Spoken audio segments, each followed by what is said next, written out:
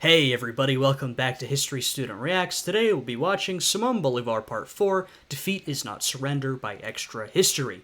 So last time we saw Bolívar stepping in to help the revolution in New Granada before hopping back to his own country of Venezuela, where he initially found revolutionary success.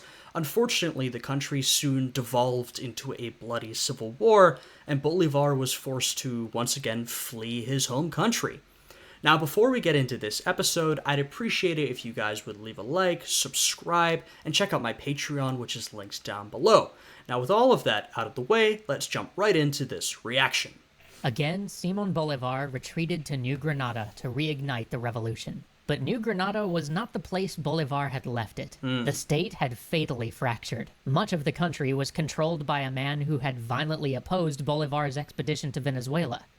Yes, Santander is one of these rather influential and famous leaders of Latin American independence. Of course, Simón Bolívar is by far the most famous of these revolutionary figures, but Santander numbers among the most influential. And the clash between these two men, I'm sure in part a clash of ego between two powerful men, but it is also something more emblematic of their sort of ideological differences. Like we talked about last time, Simón Bolívar's vision was of a Latin America unified under a single centralized government.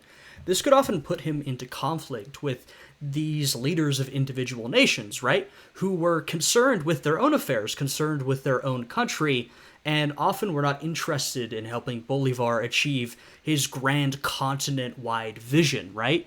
They said, yeah, it's great that you've stepped in to help us with our revolution, but we don't necessarily want to help you go somewhere else. You can either do that on your own, or sometimes they straight up wanted to keep him for themselves. I mean, he was a very influential and skilled man. So we'll see a lot of these types of political clashes throughout Bolívar's career. The two came into conflict. Bolívar's ragged army was not allowed to rest or resupply. The situation got desperate, escalated, and then word came. The unthinkable had happened. The British had kicked Napoleon out of Spain. Yeah. Big news for Latin America. The reinstated Spanish king set to putting his empire in order and sent thousands of Spanish veterans fresh from the Napoleonic Wars to crush the Granadan Revolution. Split and disunited as they were, weakened by previous losses, the Republican forces stood no chance.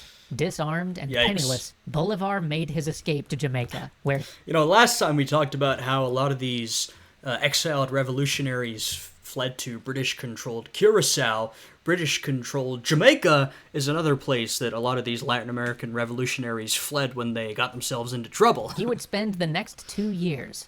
But there, his previous ideas would return to him with renewed force. He would look back on the disasters and the bloodshed and decide two things. First, that no one nation would find its independence alone. Independence for Venezuela would not only require independence for all Spanish America, but the formation of one great state that could rival Spain. Yeah, though I think that's more a reinforcement of ideas he already believed. I do think his belief in this vision continued to expand over time, and he became more and more convinced that this was the only way.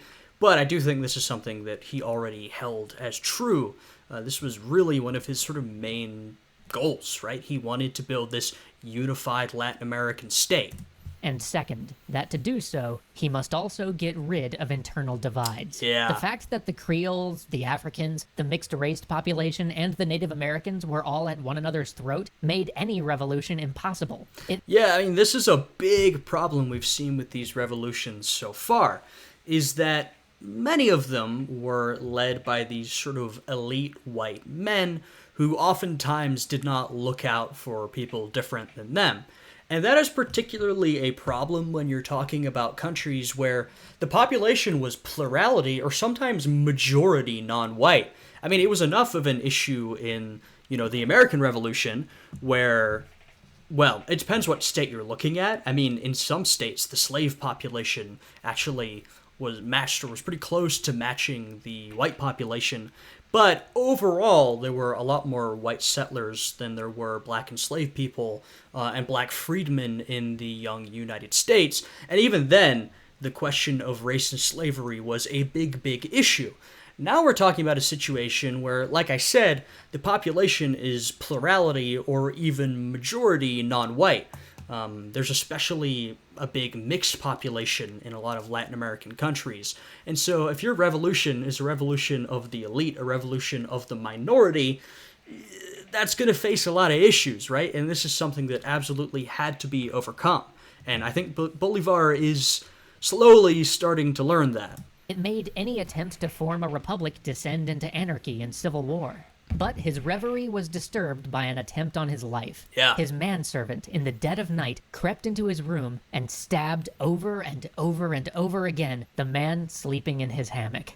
Only the vicissitudes of fortune had placed another man there that night, Bolivar's former paymaster. He had journeyed to see Bolivar, and upon... Yeah, this is one of those... I mean, it's really unfortunate for this guy, tragic for him, but this is one of those moments of history when things could have been very, very different. Not finding him home, lay down to rest, only to be mortally mistaken for his boss. But though he had dodged death, this was enough for Bolivar. He knew he had to leave Jamaica.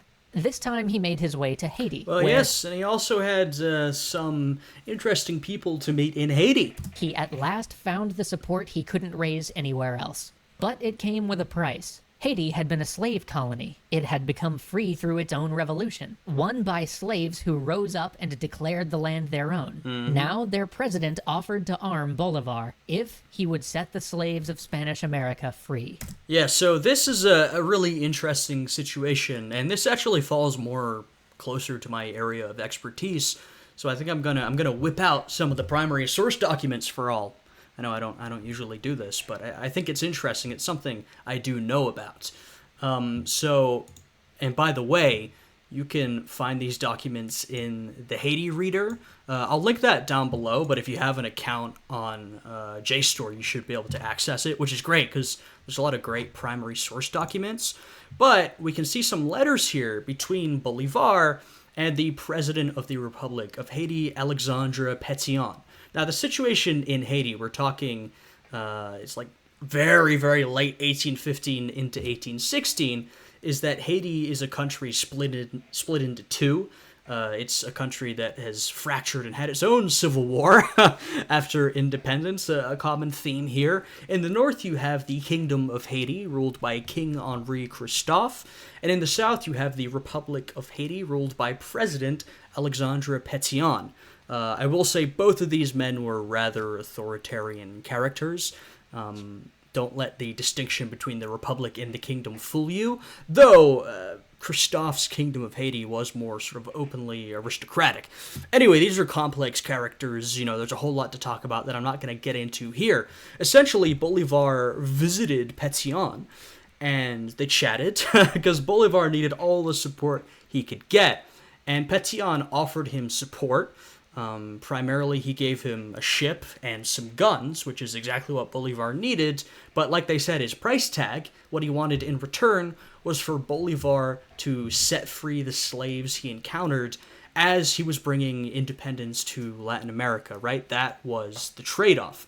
And there's a lot of interesting research about Haiti, well, the two different Haitis in this period, the Kingdom and the Republic, and how you can see Pétion and Christophe were both, in some ways, sort of these activist rulers who, though they weren't necessarily interested in spreading revolution to their neighbors, they were willing to help out the enslaved populations of the countries surrounding them, because the vast majority of these countries still had slavery, which, of course, the Haitians had freed themselves from. So we actually have some of the letters here. Here we have from Pétion to one of his generals, let me see, General Marion, for reasons that I cannot commit to paper. This was sort of kept under wraps. My dear General, but to greatly strengthen the Republic, I command you to make available to General Bolivar 2,000 muskets and bayonets that were deposited by Monsieur Briand at the arsenal of Le Caille. And, you can see some of the extra details here. So, making good on his part of the bargain. Of course, a lot of the meetings that took place were in person, so we don't necessarily have records, but we do have some of these letters that went back and forth. Bolivar, we see him here. You can read it if you want. And like I said, I'll link the book down below. He's sort of thanking Pétion, and, he's asking him about publicly honoring him. And Pétion is essentially like, yeah, I appreciate it, man, but you got to keep this under wraps. I don't want it getting out that I'm helping you with your revolution, or I'm going to get into a lot of trouble. And this is, President Pétion de Bolivar. General, my sentiments towards the cause that you have vowed to defend, and also towards yourself personally. You surely must feel how ardently I desire to see the oppressed delivered from the yoke of bondage. But because of certain diplomatic obligations which I am under toward a nation that has not yet taken an offensive attitude towards the Republic, I am obliged to ask you not to make public the aid I have given you, nor to mention my name in any of your official documents. In this matter, I depend upon the sentiments that characterize you. So, Pétion saying, I support you, and I always liked you surely must feel how ardently I desire to see the oppressed delivered from the yoke of bondage. That's a good line. He's saying he's committed to the cause, but he's like, you can't let everybody know this. So, so that's just some of the primary source documents we have on this. There is interesting stuff about Pétion's relationship with other Latin American countries, Bolivar's relationship to Haiti. I could spend a lot of time on this, but I just thought I'll show you guys some of the primary sources. I'll link them down below, because I do think there's a lot of interesting stuff here, and y'all can read more if you so desire. Anyway, sort of an unusual aside I don't usually do, but let's get back to the video. Bolivar neither denied the help nor dismissed the idea, and so he started again to marshal... And this is something Bolivar will have to wrestle with, because it's not necessarily so easy just to do revolution, arrive in these places, and say to the slave owners, all right, slavery is over. We saw the process in the United States. It can be very difficult. So, this will be a process. It's not like Bolivar suddenly brought freedom and independence to everyone in Latin America. It is more challenging than that. A force for an invasion of the mainland, drawing to him all sorts of wild characters, adventurers and die-hard patriots, Yep. The wildest of all perhaps being Gregor MacGregor. But by the way, for those that don't know, I am Scottish-American, meaning not just that I have Scottish descent, but I was actually born and raised in Scotland before moving to the United States, and Gregor MacGregor is just about the most comically Scottish name I can think of. That is, yeah, it's a very Scottish name. And I mentioned in one of the other episodes that this conflict, these Latin American revolutions, will bring a lot of, like I said, wild characters from around the globe. Your sort of mercenary and adventure types who are interested in, an adventure and making a bit of cash. This is especially true. As we're seeing, this is sort of the end of the Napoleonic Wars, and so that leaves a lot of idle men. We're talking thousands and thousands of idle men who were just fighting, now left with nothing to do, and at least a chunk of those guys, they want to keep fighting, they want to use their skills, and so they head to Latin America, where there's plenty of conflict to participate in, and Gregor MacGregor is one of those guys. Scotsmen who brought to the fray those mightiest Scottish weapons of war, the kilt and the bagpipes. And the war was on. Or, no, it wasn't, because Bolivar made a slight detour with his entire fleet to pick up one of his mistresses. But after that, yes, the war was on. Or rather, it was all over the place. If you can make a mess of disasters, Bolivar certainly did it here. His forces squandered and in disarray, soon he found himself fleeing back to Haiti, leaving what little of his country that wasn't in royalist hands in the hands of warlords. But he had lived up to his promise. He had proclaimed freedom for all slaves, and so Pétion, the president of the Haitian Republic, welcomed him back and offered to arm him once again. Bolivar's force was small, but this time he learned. And I think I said this before, but like a lot of revolutions, this brings a lot of people together, right? We have a real multinational force here. We have Brits getting involved, of course, Latin Americans get involved, Haitians are getting involved, a whole collection of Europeans, I mean, this is an event that really brings a lot of people from around the globe. Another individual, by the way, that I was thinking of is Thomas Cochrane, another Scot, by the way. We're getting our Scottish representation. I think we might see him in this series, who, not on land, but at sea, was a great warrior. And he had served with the British Navy during the Napoleonic Wars. He was a bit of an eccentric figure, got himself into trouble with the Royal Navy repeatedly. And that was another person who came to serve in the Latin American Wars of Independence. So, a lot of people coming together from some of these, random mercenaries to people who had served at quite high levels in different armies to presidents of sovereign nations like Alexandre Pétion. Time he knew that rather than simply focusing on the big cities, he had to win the countryside. And so he drew his remaining revolutionary friends to his side, and with his proclamation of liberation, he drew in former slaves who had once been his enemies. But perhaps most surprising, and most important, the leader of the Legion of Hell had died, and the new leader of these Plains horsemen saw more benefit in aligning his forces with the new, more egalitarian revolutionaries than with the Spanish. And while his horsemen were winning victories, Bolivar saw... And like I said, I don't think the Legion of Hell was necessarily ideological, right? I think they were looking out for themselves, but for a force of men that, like I said, a lot of them were non-white, especially mixed race, it's definitely easier to side with a Bolivar that is talking about racial independence and freeing enslaved people, rather than a Bolivar who is leading an elite white revolution, right? This definitely makes it easier to join his cause. Opportunity. In the rainy season, long after campaigning would normally come to a halt, in a move reminiscent of nothing so much as Hannibal's crossing the Alps, Bolivar decides to take those men who would follow him and cross the Andes into New Granada. The trek is brutal. Vicious wind whips at them, food is scarce, men and horses freeze to death. But in July, the middle of South American winter, his forces appear from out of the mountains, gaunt and sallow but alive, and ready to fight. With every step through the countryside, Bolivar raised more men, for New Granada had been independent for 6 years, and hadn't had the revolution beaten out of it the same way Venezuela had. And so, with his ranks growing, he moved toward the lightly defended capital of Bogotá. The enemy was taken by complete surprise. Spanish forces were scattered. There was almost no garrison at the capital, and no force blocking the path from Bolivar's unexpected entry point into the country of Bogotá. Not bad. So the Spanish forces raced toward the capital in an effort to get there before Bolivar's army. But Bolivar moved to intercept them, even though his force was much smaller, and the men he had that weren't exhausted from the journey over the mountains were woefully undertrained.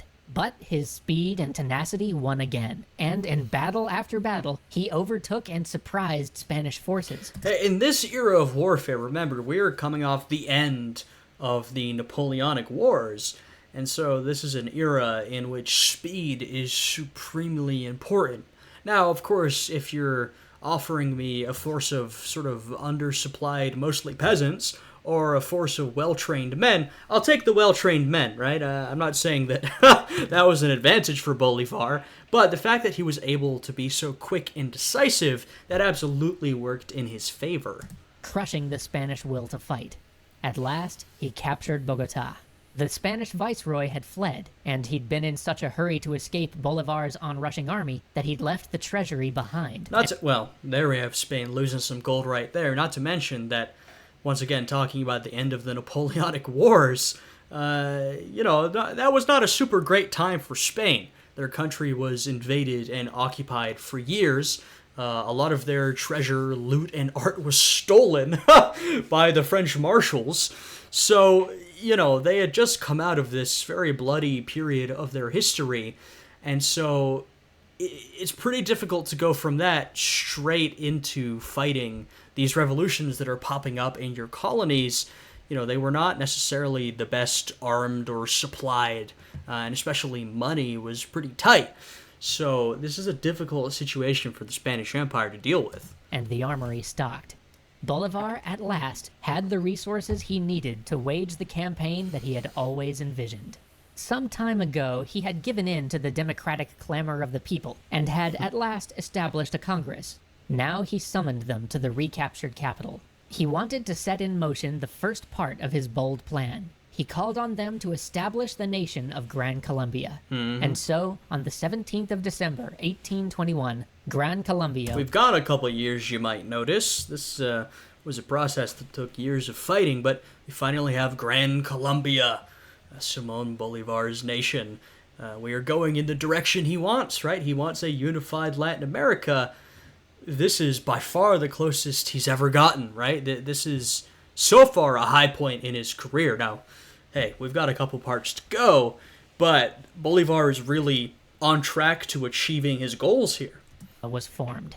Gran Colombia would be a state large enough and powerful enough to maintain its independence. It would combine New Granada, Venezuela, and Quito, which we now roughly know as Ecuador, into one massive nation, capable of securing its liberty forever. There was only one minor problem with this plan. At the time, the Spanish still controlled Venezuela, Quito, and about half of New Granada. But Bolívar was never one to sway. Yeah, I'd say there's more than one problem with this plan, but those problems will reveal themselves in the long term. I mean, at this moment, they are still fighting for the independence of these territories, right? So sort of political disagreements can be sort of swept away while everyone fights together. But when that war starts to draw to an end and independence is achieved, the political disagreements among allies will start to resurface. Sweat the details, and so set about marshaling troops to make his invented nation a reality. Luckily for him, his invented nation. What nation isn't invented?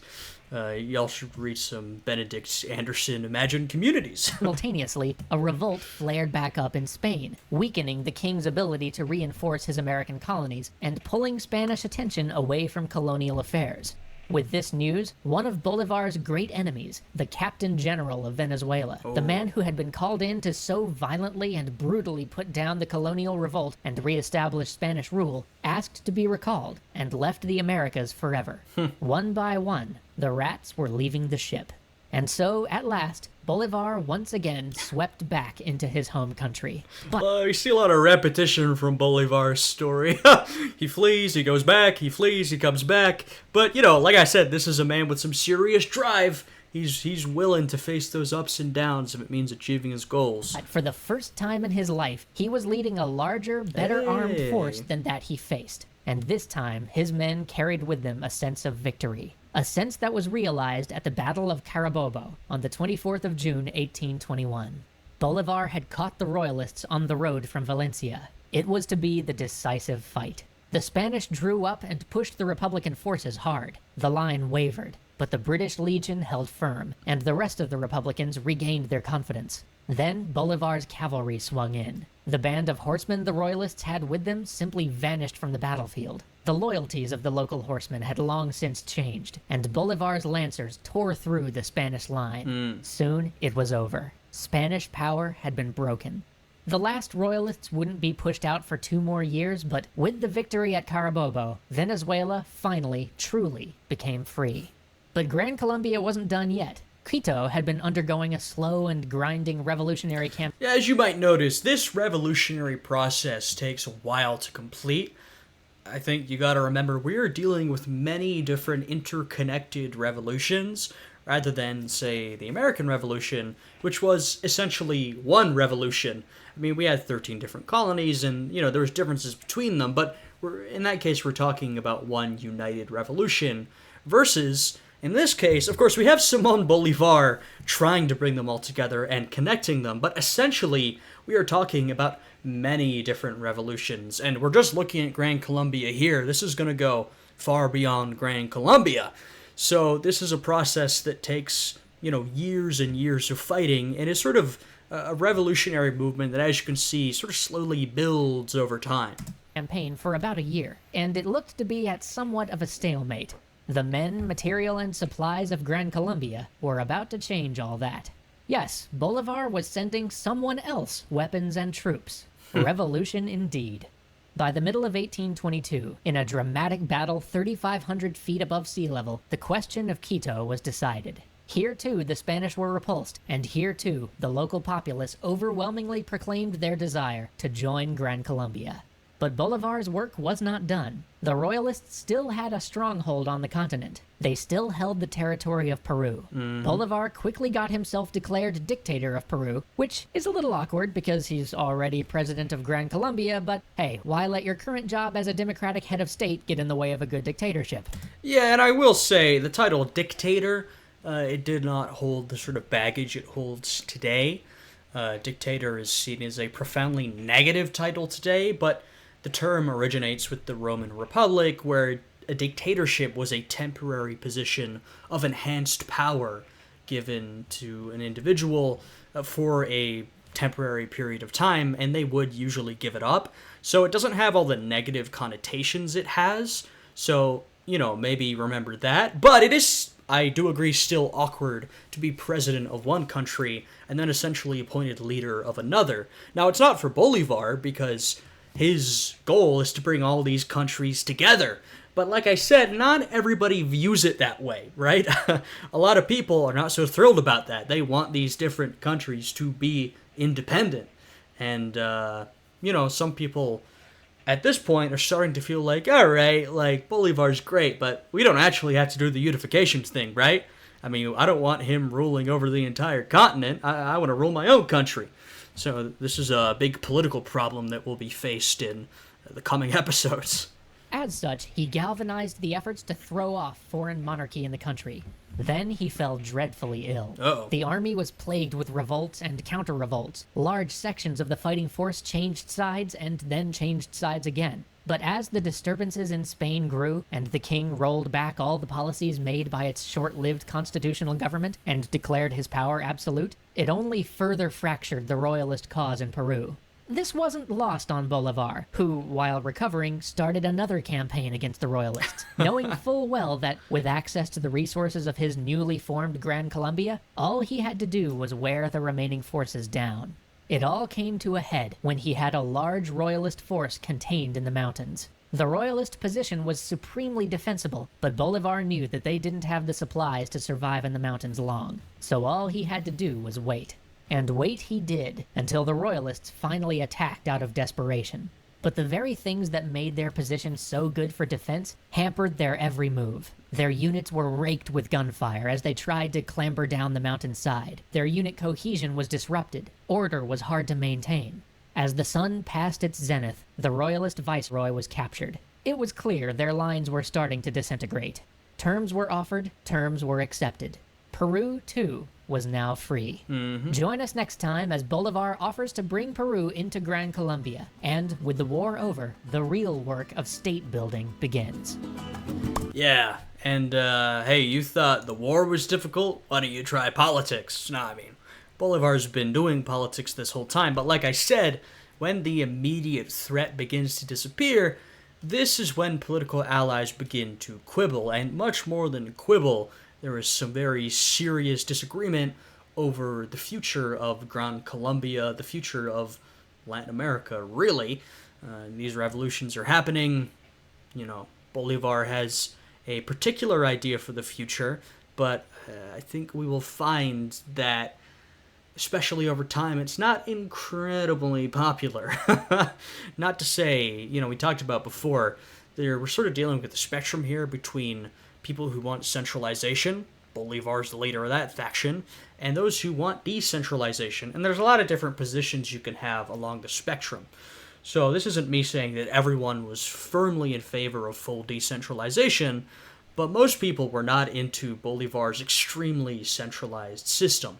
They wanted a lot more autonomy for the different republics of Latin America, and some people wanted, of course, full independence, full autonomy for each different republic. But we'll see these political debates in future episodes.